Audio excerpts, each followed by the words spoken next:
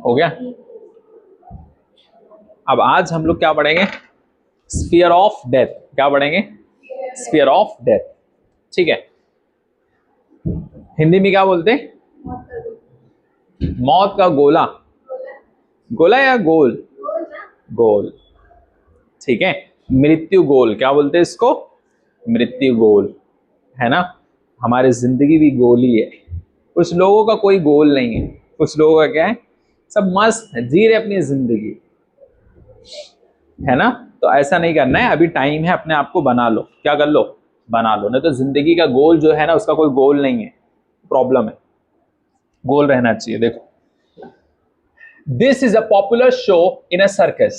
During this, two-wheeler rider or riders undergo rounds inside a hollow sphere. किसके अंदर उन लोग जाते? राइडर्स लोग hollow sphere के अंदर जाते। ठीक है, starting with small horizontal circles. पहले धीरे से देखो, थोड़ा थोड़ा सर्कल्स बनाते, फिर धीरे धीरे ऊपर जाते। स्टार्टिंग में सर्कल्स एकदम बड़ा बना देते, क्या धीरे धीरे धीरे धीरे उन लोग ऊपर राइडर्स लोग जाते। अच्छा, they eventually perform revolutions along vertical circles. फिर क्या करने लगते उन लोग? रेवोल्यूशंस करने लगते। किस पे? वर्टिकल सर्कल्स के ऊपर। वर्टिकल मतलब ऐसा, ऐसे सर्कल्स पे उन लोग घूमने लगते। फिर और कौन? राइडर्स। कौन घूमता? राइडर्स घूमने लगते। अब इसके बाद देखो क्या कह रहा है। रेवोल्यूशन का मतलब हो गया रिवॉल्व करना। क्या करना? रिवॉल्व करना। ठीक है, कोई भी चीज रिवॉल्व कर रहा है, क्या कर रहा है? रिवॉल्व कर रहा है, तो उसको रेवोल्यूशंस बोलते हैं हम लोग। ठीक है, अब इसके बाद देखो dynamics of this vertical circular motion. देखो सर्कुलर मोशन हो रहा है, ऐसा ये घूम रहा है, वर्टिकल है, लेकिन कैसा होना चाहिए? Vertical circular motion. Short form में ऐसे बोलते हैं वीसीएम। क्या बोलेंगे? वीसीएम। शॉर्ट फॉर्म में वीसीएम बोलते हैं हम लोग। अच्छा, ये कैसा है देखो, is the same as that of the point mass tied to the string except that force due to tension T is replaced by normal reaction force. ये देखो, तुम लोग बचपन में खेले रहोगे, है ना। एक पत्थर बांधते थे रस्सी में, उसको घुमाते थे ऐसे ऐसे, या कुछ और बांध दिया, उसको घुमा रहे हैं। सेम उसी तरीके से ये भी है, सब कुछ सेम है, बस सेम क्या नहीं है देखो, एक्सेप्ट द फोर्स। वहां पर रस्सी की वजह से टेंशन लगता था। क्या लगता था? टेंशन का फोर्स लगता था। क्या लगता था? टेंशन का फोर्स लगता था रस्सी की वजह से। किसकी वजह से? रस्सी की वजह से टेंशन फोर्स लगता था। लेकिन यहां ऐसा नहीं है। यहां पर क्या लगेगा सर? यहां पर लगेगा नॉर्मल रिएक्शन फोर्स। यहां पर देखो टेंशन लगता था, टेंशन फोर्स लगता था किसमें? स्ट्रिंग में। किसमें? स्ट्रिंग में। जो कुछ भी बांध दिए पत्थर को, उसको घुमा रहे, तो ये लगता था। इसकी जगह पे यहां पर रिप्लेस होके दूसरा फोर्स लगेगा, जिसका नाम क्या है? Normal reaction force. क्या लगेगा? इसको लिखते हैं ऐसे एन से। क्या बोलेंगे इसको? नॉर्मल फोर्स बोल लो, नॉर्मल रिएक्शन बोल लो, कोई दिक्कत नहीं, एक ही चीज। अब इसके बाद if you have seen this show, try to visualise that initially there are nearly horizontal circles. Visualise करो अपने दिमाग में, अगर तुमने ये सर्कस देखा है। स्टार्टिंग में वो क्या करता है राइडर? हॉरिजॉन्टल सर्कल्स बनाता है। क्या बनाते हैं? हॉरिजॉन्टल सर्कल्स बनाता है। हॉरिजॉन्टल मतलब क्या हो गया देखो, ऐसा, ये ऐसा सर्कल बनाएगा। ये जो हॉरिजॉन्टल यही है ना, तो धीरे धीरे वो यहां से अगर स्टार्ट किया तो धीरे धीरे वो सर्कल बनाता जाएगा, ऐसे ऐसे चलेगा, धीरे धीरे बड़ा सर्कल बनाएगा। क्या करेगा? धीरे धीरे बड़ा सर्कल बनाएगा। लीनियर स्पीड, लीनियर मतलब स्ट्रेट, लीनियर मतलब straight. Speed is more for larger circles. धीरे धीरे इसका क्या हो जाएगा? सर्कल बड़ा होता चला जाएगा। देखो स्टार्टिंग में ऐसे अगर है मान लो, तो धीरे धीरे धीरे धीरे ये क्या करेगा? अपना सर्कल बड़ा करता चला जाएगा। But angular speed frequency is more for smaller circles. देखो अगर छोटा सर्कल में तुमको घूमना है तो जल्दी जल्दी पहुंच जाओगे ना, ज्यादा बार घूम लोगे तुम, चक्कर मारना है मान लो, सिंपल सी चीज समझो। देखो तुम्हारा ग्राउंड है स्कूल का, कॉलेज का, देखो ऐसा कुछ इस टाइप से है। ये यहां घूमना है ऐसे ऐसे, यहां से लेके मान लो ये ए पॉइंट से, फिर ये बी पॉइंट, सी पॉइंट, ये डी पॉइंट और एफ पॉइंट। तुम ज्यादा बार इसको घूम लोगे ना, ज्यादा, यहां मान लो तुम 100 बार घूम लिए, लेकिन तुमको इसको घूमने में ज्यादा टाइम लगेगा। रेवोल्यूशंस यहां, क्योंकि ये ज्यादा बड़ा है ना वो चक्कर, ये चक्कर सर्कल का काम है, तो इसको 100 बार आराम से घूम लिए फटाफट। बोलो, पूरा मुमरा तुमको घूमना है, और ये बस अमृतनगर, इसी में घूमना है बाइक लेके, जल्दी घूम लोगे, कम टाइम में ज्यादा बार। रेवोल्यूशंस का मतलब वही है, समझ गया ना, ज्यादा बार तुम घूम सकते हैं। फ्रीक्वेंसी है ना, while starting or stopping, this is as per the theory of conical pendulum। ये सेम वैसा है conical pendulum के जैसा, ठीक है। अब इसके बाद में देखो, vehicle at the top of a convex over bridge। ये देखो, ये एक ब्रिज है, देखो इसके ऊपर क्या है, एक व्हीकल है, क्या है, मान लो ट्रक है, कोई कार है, कुछ भी है, तो उसके ऊपर क्या क्या लगेगा, ध्यान से देखो क्या क्या फोर्स लगेगा। अगर ये मान लो, देखो अगर ये देखो, ये क्या है, एक ट्रक मान लो, इसका कुछ वेट होगा, ट्रक का कुछ वजन होगा, तो नीचे की तरफ क्या लगेगा, एक फोर्स लगेगा, किसकी वजह से, इसका वेट की वजह से, mg लगेगा। क्या लगेगा, mg लगेगा। क्या लगेगा, mg लगेगा।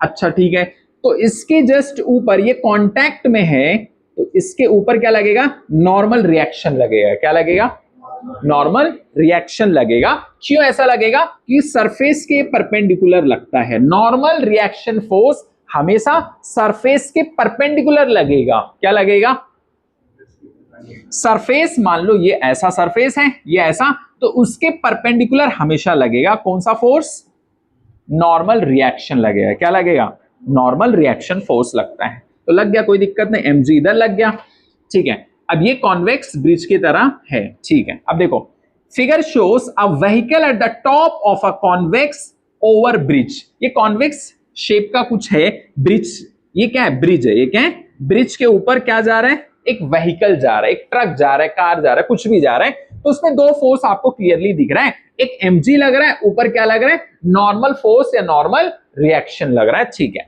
अब इसके बाद during its motion part of vertical circular motion, जब ये मोशन कर रहा है, ये जब चल रहा है, रुका नहीं है उधर जाके, ये कार ट्रक चल रहा है, तो क्या हो रहा है, forces acting on the vehicle, इस व्हीकल के ऊपर कौन कौन से फोर्सेस लग रहे हैं, इस व्हीकल, इस गाड़ी के ऊपर क्या क्या लग रहा है, एक mg लग रहा है, नीचे की तरफ खींच रहा है वो, और ये उसको ऊपर की तरफ नॉर्मल रिएक्शन फोर्स लग रहा है, ये दो फोर्स लग रहा है, ठीक है।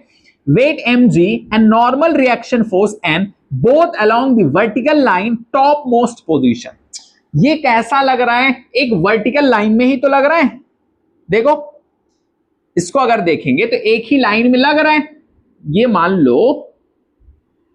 लो तुम्हारा एक गाड़ी है, देखो ये सिंपल, नीचे की तरफ क्या लग रहा है, mg लग रहा है, एक ही लाइन में ऊपर क्या लग रहा है, नॉर्मल फोर्स लग रहा है, नॉर्मल, ये ऊपर और ये नीचे, एक ही लाइन में तो लग रहा है, और ये सरफेस है, तो इस सरफेस का ये हॉरिजॉन्टल लगता है नॉर्मल रिएक्शन फोर्स। कैसे लगता है, नॉर्मल रिएक्शन फोर्स, ठीक है, कोई दिक्कत नहीं।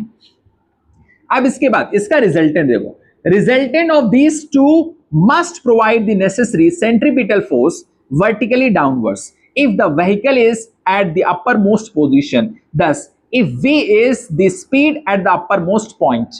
अब व्हीकल मान लो एकदम टॉप पे है, एकदम अपर मोस्ट पोजिशन पे यहां पहुंच गया है, कहां पहुंच गया, एकदम ऊपर वाली पोजीशन पे, अपर मोस्ट पोजीशन पे व्हीकल पहुंच गया। ब्रिज देखो ऐसे एकदम बराबर थोड़ी होता है, समझ गए, यहां से ऐसे जाता है ब्रिज फिर नीचे की तरफ, तो ये अपर मोस्ट पॉइंट पे अगर है तो इसको क्या देना पड़ेगा, सेंट्रीपिटल फोर्स देना पड़ेगा। क्या देना पड़ेगा, सेंट्रीपिटल का ही मतलब होता है सेंटर सीकिंग, सेंटर की तरफ पार्टिकल को खींचता है ये फोर्स। क्या करता है, सेंटर की तरफ उसको खींचता है, ठीक है। देखो इसका रिजल्टेंट, इसका और रिजल्टेंट किस तरफ होना चाहिए, सेंटर की तरफ प्रोवाइड करना पड़ेगा इसको। देखो resultant of this two forces must provide necessary centripetal force vertically downwards, नीचे की तरफ, किस तरफ, नीचे की तरफ इसको सेंट्रीपिटल फोर्स इसको देना पड़ेगा। If the vehicle is at the uppermost position, thus if v is the speed at the uppermost point, मान लेते हैं अपर मोस्ट पॉइंट पे व्हीकल का स्पीड v है, कितना है, यहां पर इस पॉइंट पे इस व्हीकल का स्पीड मान लेते हैं v है, क्या है, अपर मोस्ट पॉइंट पे व्हीकल का जो स्पीड है वो हमने मान लिया v है, कोई दिक्कत नहीं।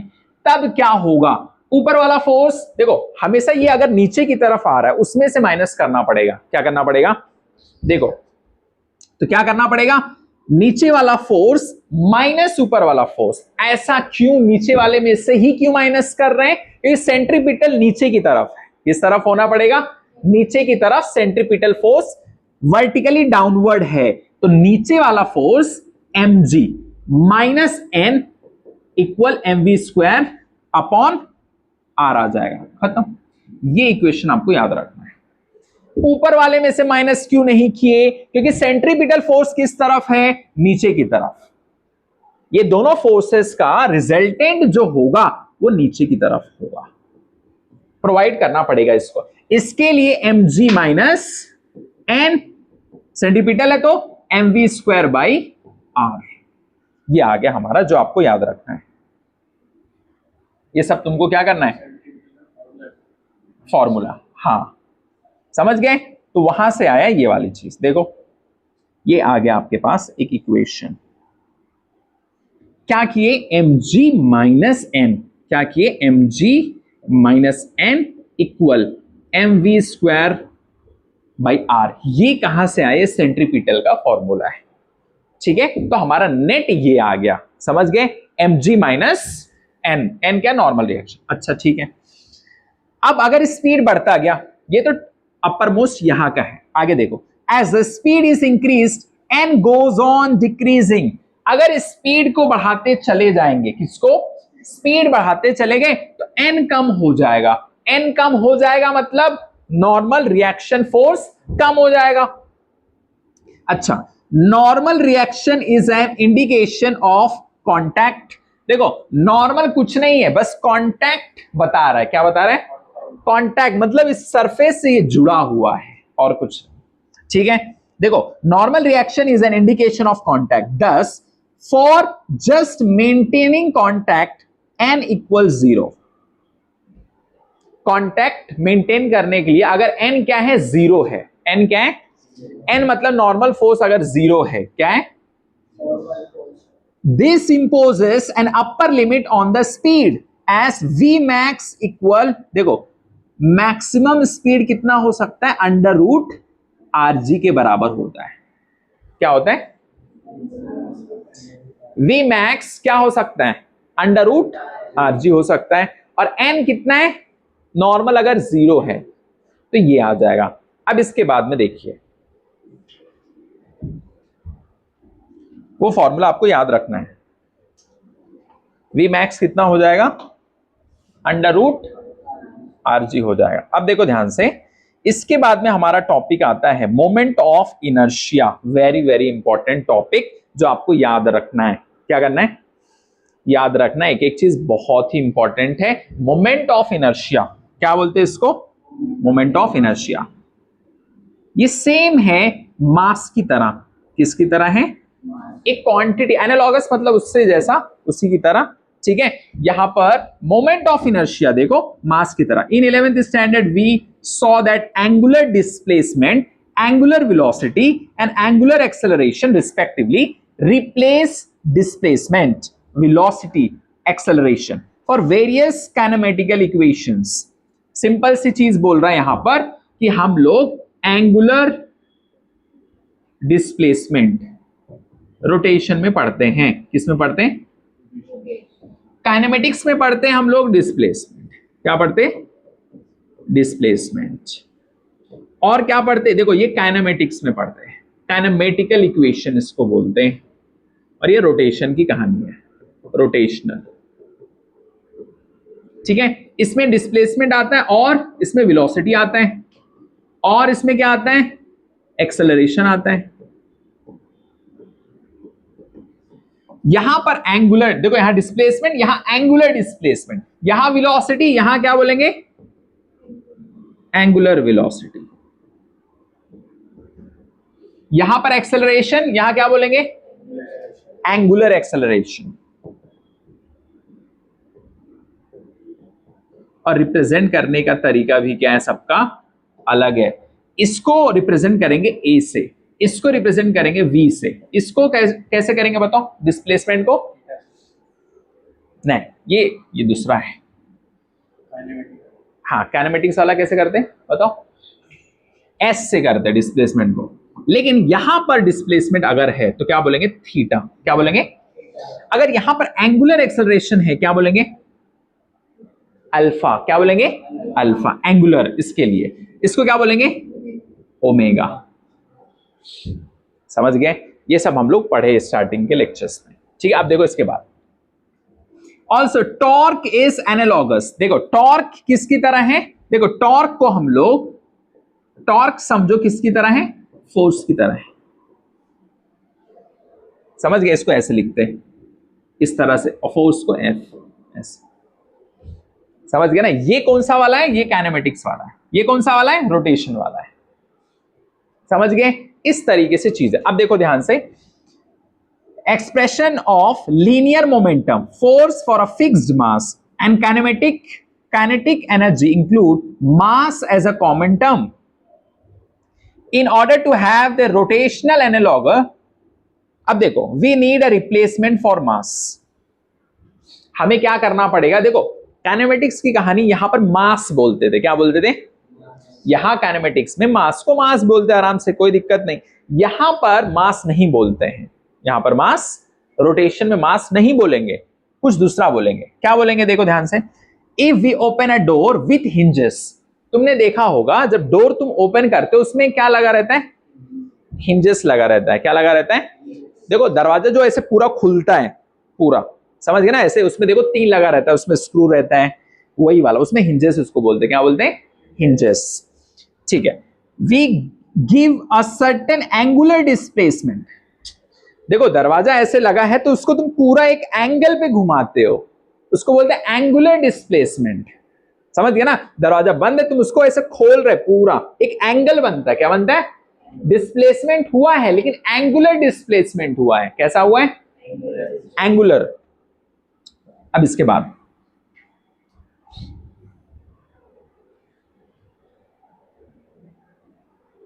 अब देखो क्या बोल रहा है, नीडेड फॉर दिस डिपेंड, देखो needed for this depend not only upon the mass of the door but also upon perpendicular distance from the axis of rotation। axis of rotation, देखो दरवाजा जो है, दरवाजा ध्यान में अपने दिमाग में रखो, दरवाजा, उसका एक्सिस जो हिंजेस है ना, उस पे ही तो घूम रहा है वो, और दरवाजे का कुछ मास है। दरवाजा क्या है? उसका कुछ मास रहेगा और वो घूम रहा है। दरवाजा क्या कर रहा है? ये दरवाजा तो इस पे घूम रहा है, ये इस पे अगर घूम रहा है ना, तो इसका एक्सिस ऑफ रोटेशन इसको बोलेंगे। क्या बोलेंगे? अगर इसी पे घूम रहा है, समझिए, जिस पे घूम रहा है वही उसका एक्सिस ऑफ रोटेशन है। क्या है? क्योंकि इसी पे घूम रहा है ना, दरवाजा घूम रहा है, तो एंगुलर डिस्प्लेसमेंट हो रहा है। क्या हो रहा है? एंगुलर डिस्प्लेसमेंट हो रहा है, कोई दिक्कत। अब देखो, but also upon the perpendicular distance from the axis of rotation where we apply the force। अब एक चीज और है, अगर मान लो ये दरवाजा है, ये एक्सिस ऑफ रोटेशन है, ये मान लो दरवाजा है, ठीक है, डोर, ये इसका एक्सिस ऑफ रोटेशन है जिसपे घूमेगा। तो ये इस तरह से तुमने घुमाया इसको, तो ये ऐसे जाएगा ना। तुमको फोर्स तुम कहां लगाओगे? तुम इस पे लगाओगे ना, तुम यहां फोर्स लगाओगे, इस पे तो जाएगा ही नहीं वो, तुमको यहां फोर्स लगाना पड़ेगा। ये परपेंडिकुलर डिस्टेंस, एक्सिस ये है, परपेंडिकुलर डिस्टेंस ये है। तुम अगर यहां फोर्स लगाओ थोड़ा सा, चला जाएगा फटाक से। और यहां सब हिंजेस लगा हुआ है, मिस्त्री लोग ऐसे लगा देते हिंजेस, समझे? नहीं, यहां तुम फोर्स लगाओगे ना, तुम फोर्स कहां लगा रहे हो, कितना लगा रहे हो, मैटर करता है। तुम मेहनत सही दिशा में कर रहे हो या नहीं, और कितना कर रहे उससे रिजल्ट आता है। आपके कितने दोस्त हैं और कैसे दोस्त हैं मैटर करता है। यहां पर भी सेम है, तुम कितना न्यूटन का फोर्स इसके ऊपर अप्लाई कर रहे हो, 10 न्यूटन, 100 न्यूटन, और कहां लगा रहे हो ये मैटर करता है। इसके हिसाब से ही दरवाजा घूमेगा। ठीक है, अब आगे देखो, does the quantity analogous, analogous का मतलब उसके जैसा, समझ गए, analogous to mass includes not only the mass but also takes care of the distance wise distribution of the mass around the axis of rotation। लेकिन जब हम इसमें बात करते हैं तो मास डिस्ट्रीब्यूशन भी हम देखते हैं, एक्सिस ऑफ रोटेशन पे कितना मास का डिस्ट्रीब्यूशन है, क्या देखते हैं, कितना मास डिस्ट्रीब्यूशन है, ये चीज को भी हम लोग ध्यान में रखते हैं। ठीक है, इसको एक बार पढ़ो, जस्ट एक मिनट।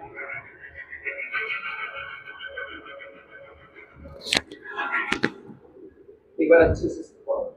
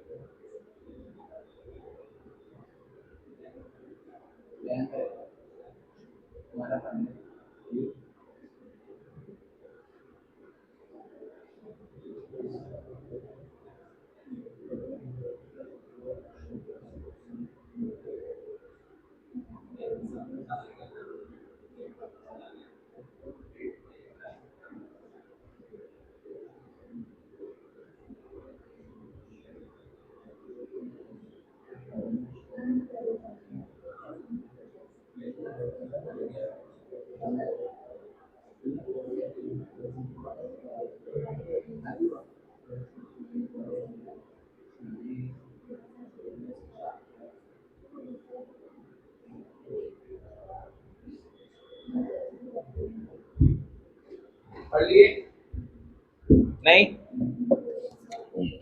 बोलो, आसिया पढ़ लिए, ठीक है। अब इसके बाद देखो क्या बोल रहा है, ध्यान से सुनो। देखो, to know the exact relation let us derive an expression for the rotational kinetic energy which is the sum of the translational kinetic energies of all the individual particles। हमको निकालना क्या है, हमको निकालना क्या है सर, देखो ध्यान से, हम निकालने जा रहे हैं rotational kinetic energy, not just the kinetic energy which you have already studied in earlier classes, like for example आपको मालूम रहेगा काइनेटिक एनर्जी क्या होता है, half M V square, potential energy आपने पढ़ा रहेगा mgh, ये तो नॉर्मल वाला है। हमें कौन सा पढ़ना है, रोटेशनल काइनेटिक एनर्जी, क्या पढ़ना है, कैसे निकालेंगे इसको सर, कुछ नहीं, जितने भी ट्रांसलेशनल काइनेटिक एनर्जी है हर एक इंडिविजुअल पार्टिकल का उसका सम करना है, क्या करना है, हर एक इंडिविजुअल पार्टिकल जितना भी है उसका सबको सम करना है, जोड़ना है, क्या करना है, क्या जोड़ना है, ट्रांसलेशनल काइनेटिक एनर्जी, क्या करना है, ट्रांसलेशनल काइनेटिक एनर्जी जितनी भी होगी सबको जोड़ना है। ठीक है, कैसे जोड़ेंगे, देखो, ये मान लो एक बॉडी है, क्या है, एक बॉडी है, रैंडम सा एक बॉडी पकड़ लिए कुछ भी, ठीक है, और ये इसका एक्सिस ऑफ रोटेशन है, क्या है, एक्सिस ऑफ रोटेशन मतलब जिसपे वो घूमेगा, जिसपे वो घूमेगा उसको बोलते हैं एक्सिस ऑफ रोटेशन, समझ गया ना। अब देखो इसके बाद क्या बोल रहा है, इसके पास में ध्यान से देखो, देखो ये क्या बोल रहा है, देखो ये ओमेगा ये घूम रहा है, किससे घूम रहा है, ये ओमेगा से घूम रहा है, किससे घूम रहा है, ओमेगा से घूम रहा है।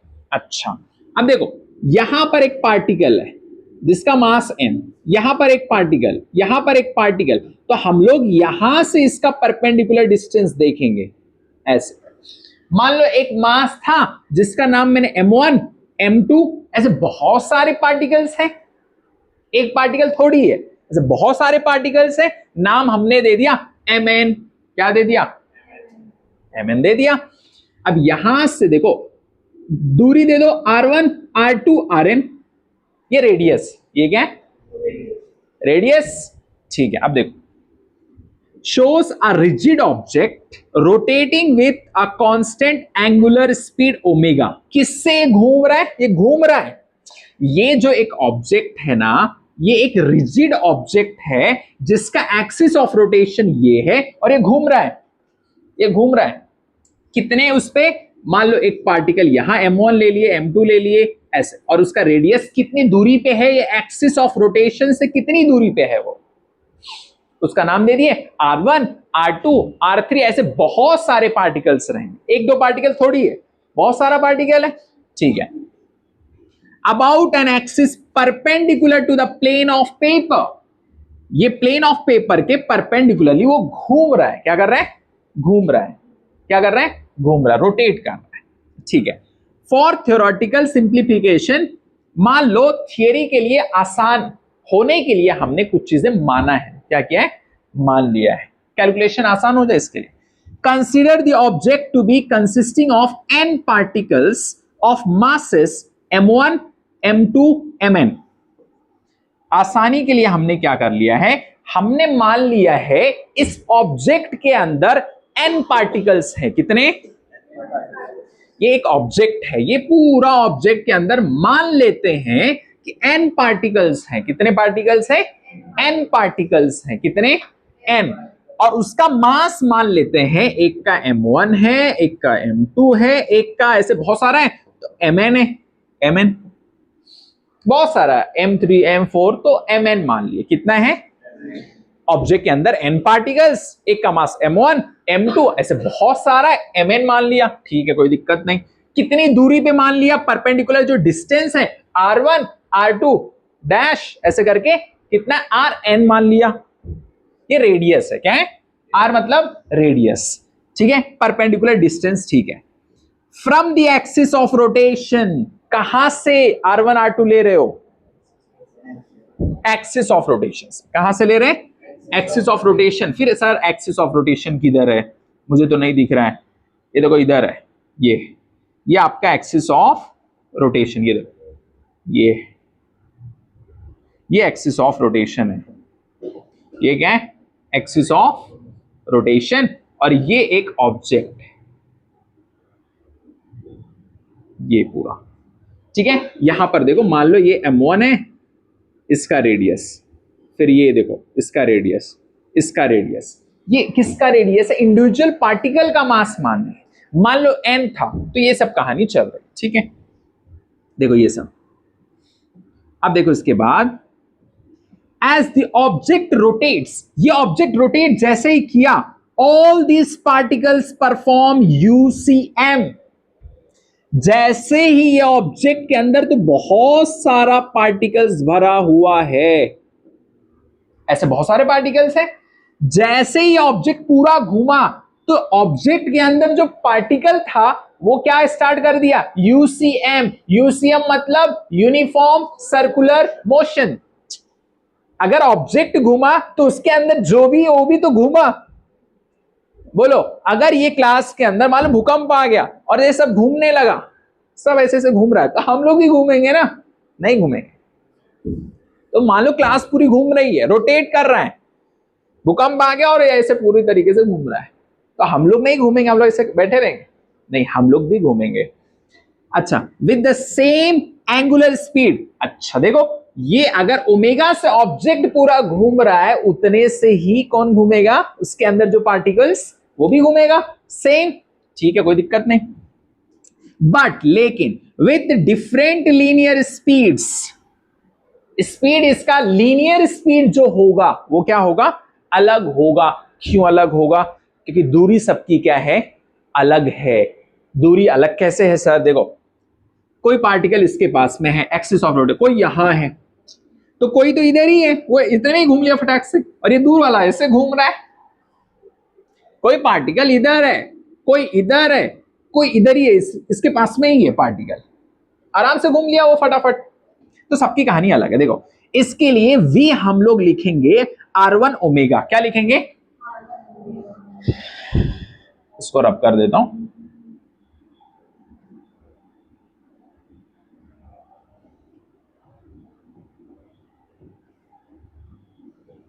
देखो क्या लिखेंगे हम लोग?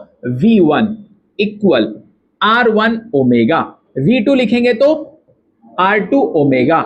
ऐसे मान लो Vn ले लो, ऐसे n ले लो, क्या ले लो? n। तो Vn क्या लिखेंगे? Rn omega. V क्या माने थे हम लोग? स्पीड। क्या माने थे? स्पीड। यस और नो? ठीक है। देखो अब इसके बाद में कहानी अलग है। देखो इतनी चीज समझ में आई। अब देखो क्या बोल रहा है, translational kinetic energy of the first particle is, पहले पार्टिकल का ट्रांसलेशनल, ट्रांसलेशनल मतलब ऐसे जो स्ट्रेट जा रहा है, सीधा, रोटेट नहीं कर रहा है, सीधा जा रहा है, ट्रांसलेशनल। ठीक है। देखो ट्रांसलेशनल काइनेटिक एनर्जी किसका? फर्स्ट पार्टिकल की बात कर रहे हैं। किसका? फर्स्ट पार्टिकल,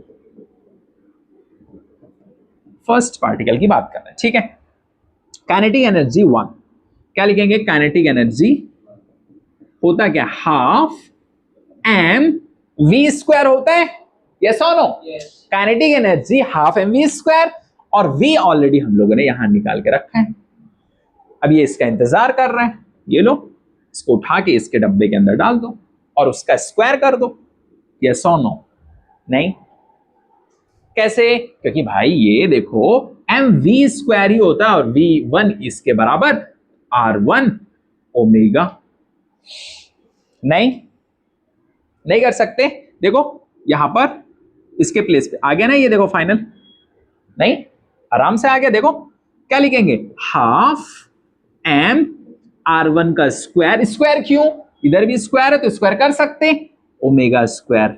क्या हमारा काइनेटिक एनर्जी पहले वाले पार्टिकल का नहीं आ गया? एक पार्टिकल का काइनेटिक एनर्जी आया कि नहीं आया? बताओ। ट्रांसलेशनल काइनेटिक एनर्जी पहले वाले पार्टिकल का आया? बिल्कुल आया। तो क्या ऐसे ही सेम दूसरे वाले पार्टिकल का होगा? Of course same. चेंज क्या होगा सर? ये चेंज होगा। क्यों? अरे भाई कोई इधर है, कोई इधर है, कोई इधर है, बस वही रेडियस उसका चेंज हो जाएगा ना। कितनी दूरी पे है वो एक्सिस ऑफ रोटेशन से, कितनी दूरी पे है, बस दूरी उतना हमको देखना है, कहां है वो। यस और नो? देखो तो सेम सब कुछ वैसा ही रहेगा। अब देखो यहां पर ये वाला लिख दिया, ये लिख दिया, देखो सेम। इसी तरीके देखो similar we will be able to case all the other particles. Rotational kinetic energy of the object is the sum of the individual translational kinetic energy. बस देखो ये पहले वाले का था, सेम ऐसे दूसरे वाले का, ऐसे बहुत सारा था, n Rn ओमेगा स्क्वायर करके सबको जोड़ देंगे। क्या करेंगे? देखो इधर ये वाला पहले का पार्टिकल का, दूसरे पार्टिकल का, ऐसे बहुत सारे पार्टिकल है, सबको सम करना है। क्या करना है? सम, जोड़ना है। क्या करना है? देखो sum of individual translational kinetic energies, जितने भी हैं सबको जोड़ना है। क्या करना है? तो इस तरीके से हम लोग लिख सकते हैं।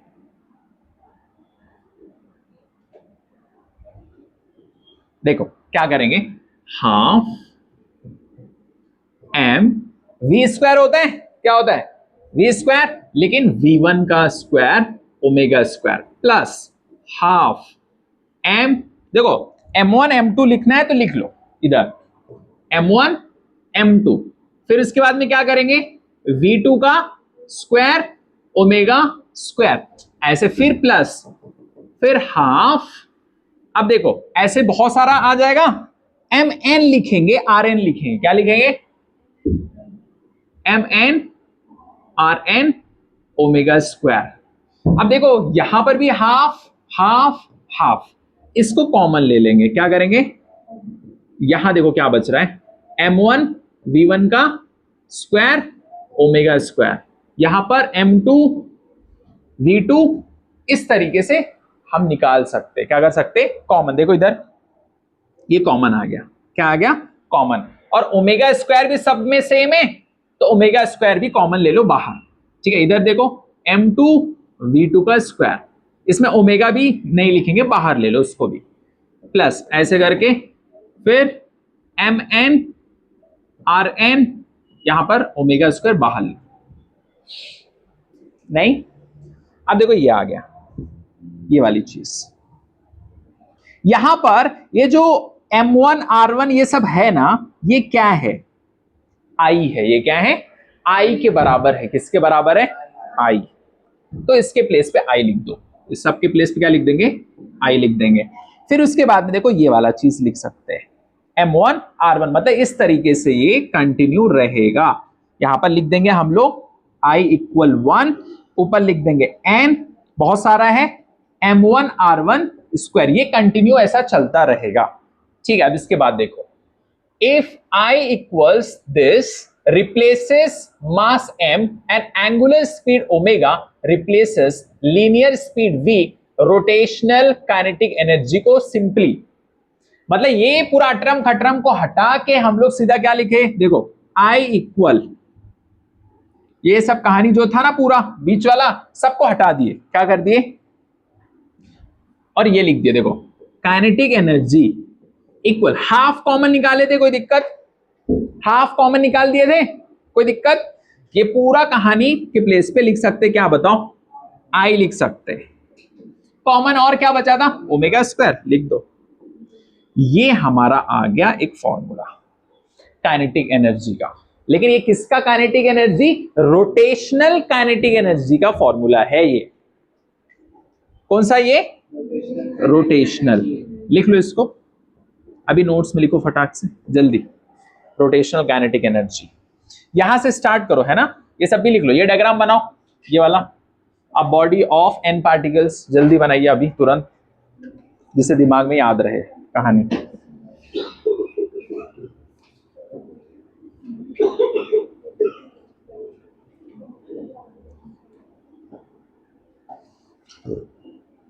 बनाइए बनाइए जल्दी।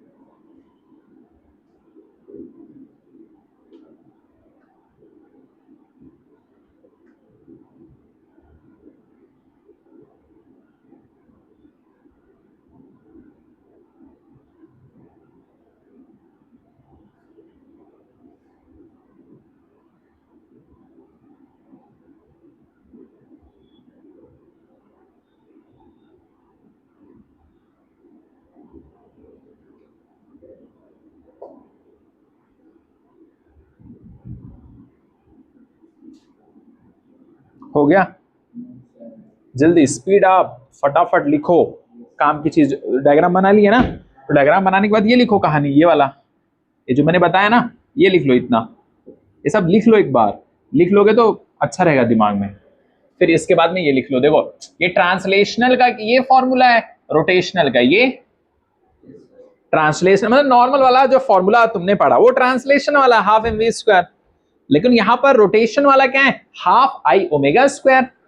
आई के प्लेस पे ये सब पूरी कहानी आ गई, ये वाली अटरम खटरम बीच में जो था ना, m1r1 का स्क्वायर प्लस m2r2 का स्क्वायर प्लस mn के प्लेस पे, इसके प्लेस पे पूरा आई लिख दिया हमने। अभी आई क्या है आगे देखते हैं, देखो इधर यहां पर आई क्या है sir, I is defined to be the rotational inertia या moment of inertia of the object about the given axis of rotation. I क्या है, मोमेंट ऑफ इनर्शिया है, रोटेशनल इनर्शिया भी बोलते, मोमेंट ऑफ इनर्शिया भी बोलते।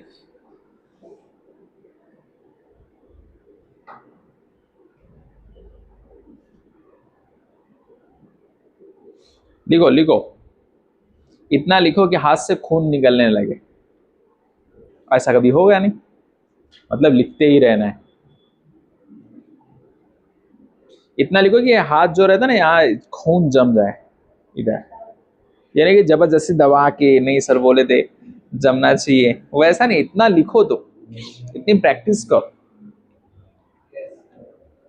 तो फिर जाके मजा आएगा फिर पढ़ाई के अंदर। हो गया, आगे बढ़े, स्पीड अप जल्दी। ये फिजिक्स का सबसे इंटरेस्टिंग चैप्टर है।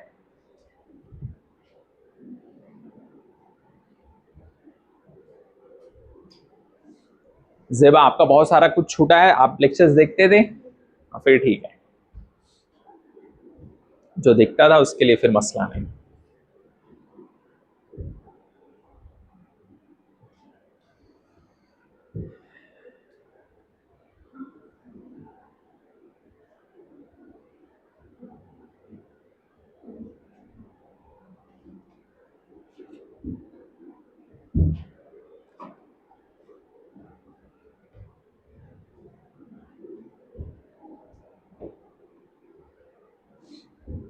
बारिश से बच्चे कुछ ज्यादा ही डर गए लगता है, अब बहाना भी पा गए ना एक, बारिश था, कुछ बच्चे, उनको भी मालूम लेक्चर तो आएगा ही, है ना, लेक्चर। हाँ अभी पानी है बहुत सारी जगह ना, स्कूल वगैरह छुट्टी थी। हाँ चलेगा, क्लास के सामने जब तक नहीं डूबेगा तब तक आ जाना तैर के। भरा था लेकिन क्या है, अगर ऐसा कभी होगा क्लास कैंसिल करना पड़ेगा तो हम लोग लाइव लेक्चर्स ले लेंगे, घर पे बैठ के मैसेज कर देंगे, लाइव लेक्चर्स चलेगा, ठीक है। सिलेबस तो अपने को करना है ना, आगे रहना है उसके लिए। चलो आ जाओ, इधर आओ, ठीक है, बाकी बच गया तो घर पे कर लेना, आ जाओ, ठीक है। ऑनलाइन वाले बच्चे क्या करेंगे फिर, बोलेंगे कब तक चालू करेंगे इन लोग कुछ लोग ऑनलाइन भी देखते हैं। देखो इधर आओ, देखो इसके बाद में क्या होगा, देखो आई क्या है सर, यहां पर आपने तो बोल दिया आई है, लेकिन आई है क्या, देखो इधर, I is defined to be, I is, देखो ध्यान से यहां पर आई क्या है,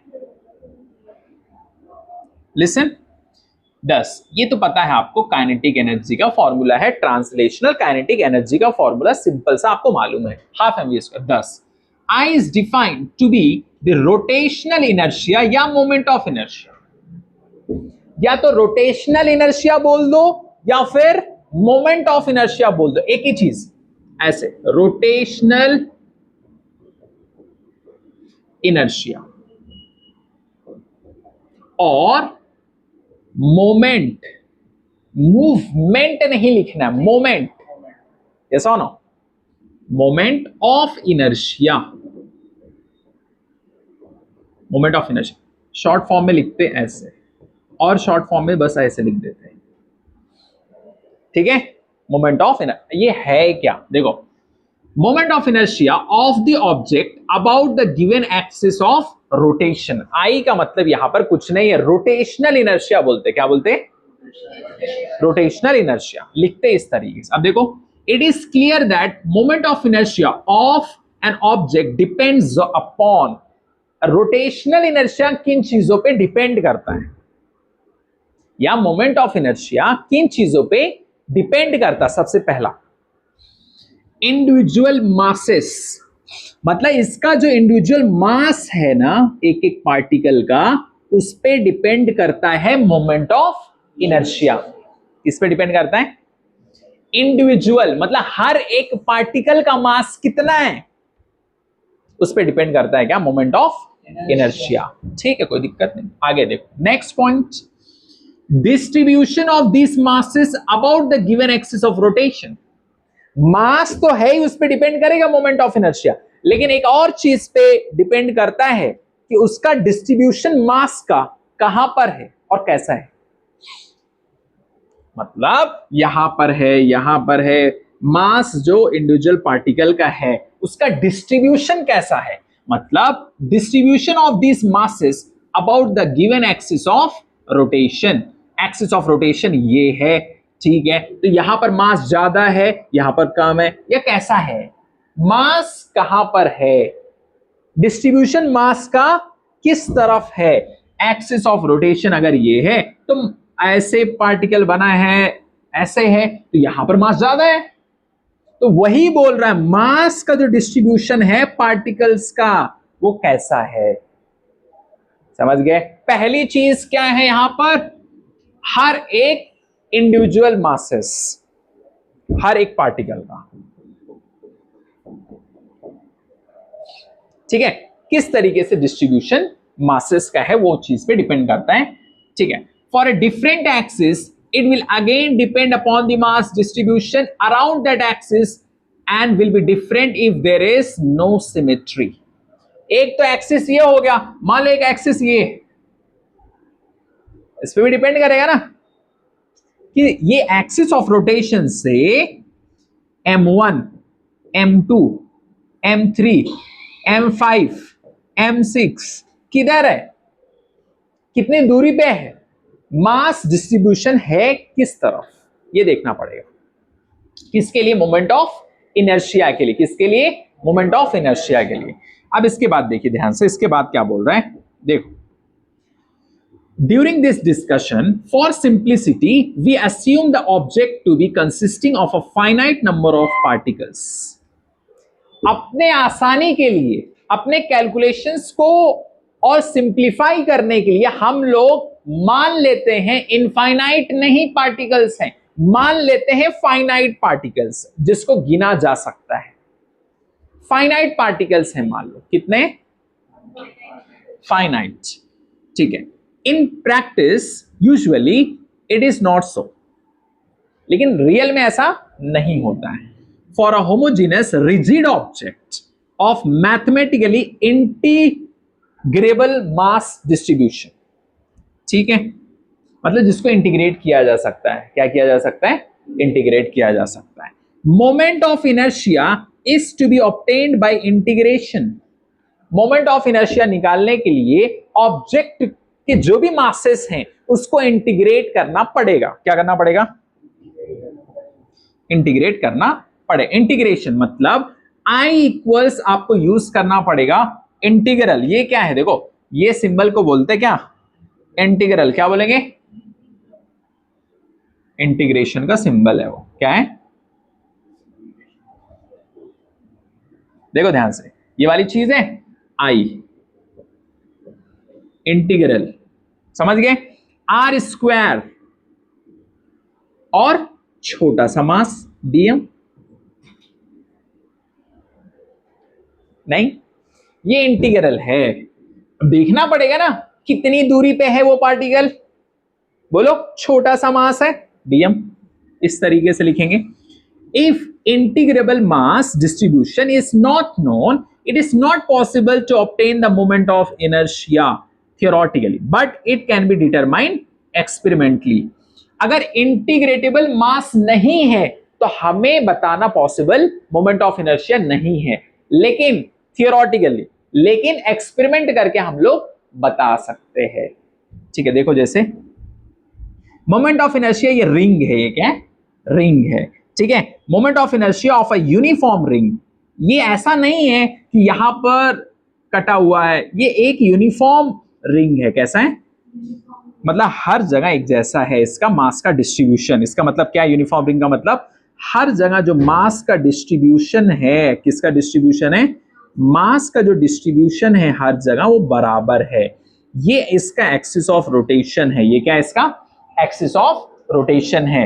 अगर यहां पर पार्टिकल पहुंचा, यहां पर था रेडियस, इसका रेडियस, इसका रेडियस, समझ गया ना, ठीक, और ये ऐसे घूम रहा है, देखो ऐसे बना हुआ है ना, इसका मतलब इसको ऐसे घुमा दिया गया है, पूरे ऐसे था, इसको इस तरह घुमा दिया गया। इसके लिए हम लोग अगर इसको इस तरह से घुमाते तो इसको इस तरह से लिखा जाता।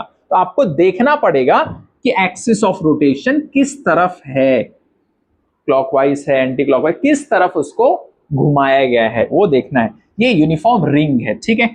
An object is called a uniform ring if it's mass is practically situated uniformly on the circumference of a circle। ये इसका सरकमफ्रेंस है सर्कल का, तो यहां पर हर एक पॉइंट पे यूनिफॉर्म होना चाहिए मास का डिस्ट्रीब्यूशन। क्या होना चाहिए? मास का जो डिस्ट्रीब्यूशन है ना वो यूनिफॉर्म होना पड़ेगा। ये सरकमफ्रेंस है, मान लो यूनिफॉर्म मतलब जितना इधर उतना बराबर डिस्ट्रीब्यूशन मास का होना चाहिए, होना पड़ेगा, तो ही इसको यूनिफॉर्म रिंग बोल सकते हैं, नहीं तो नहीं बोल सकते हैं। मतलब यूनिफॉर्म डिस्ट्रीब्यूशन होना चाहिए मास का। किसका होना चाहिए? यूनिफॉर्म मतलब एक जैसा। अच्छा, obviously it is a two dimensional object of negligible thickness. इसका कितना है डायमेंशन? टू डायमेंशनल है, समझ गए ना? थिकनेस है लेकिन नेग्लिजिबल है।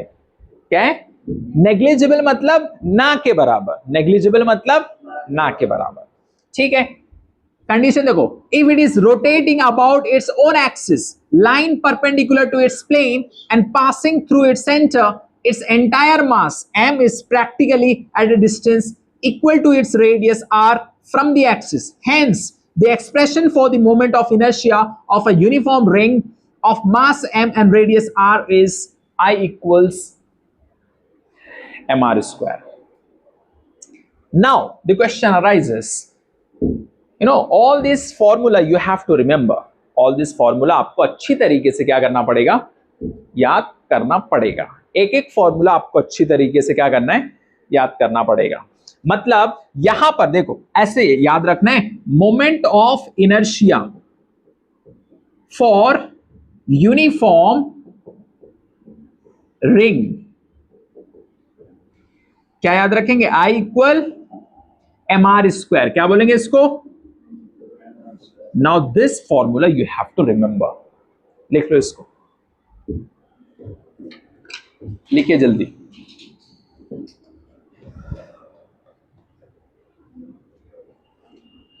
एक एक चीज आपको अच्छे से याद रखना है। क्या करना है?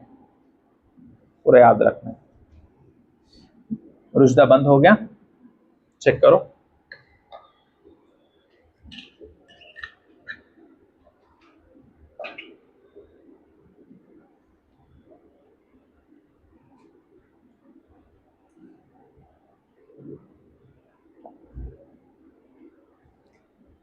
बोलो, समझ में आया?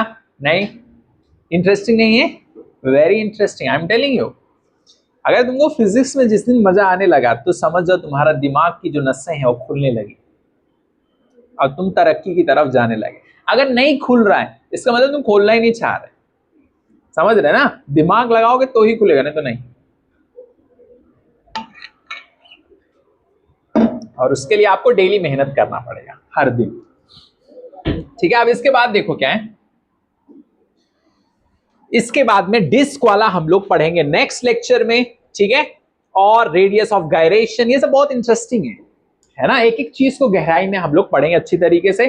आज जितना भी मैंने पढ़ाया उसको रिवाइज कर लो, ठीक है। बस जितना भी मैंने पढ़ाया उतना रिवीजन करना है बस।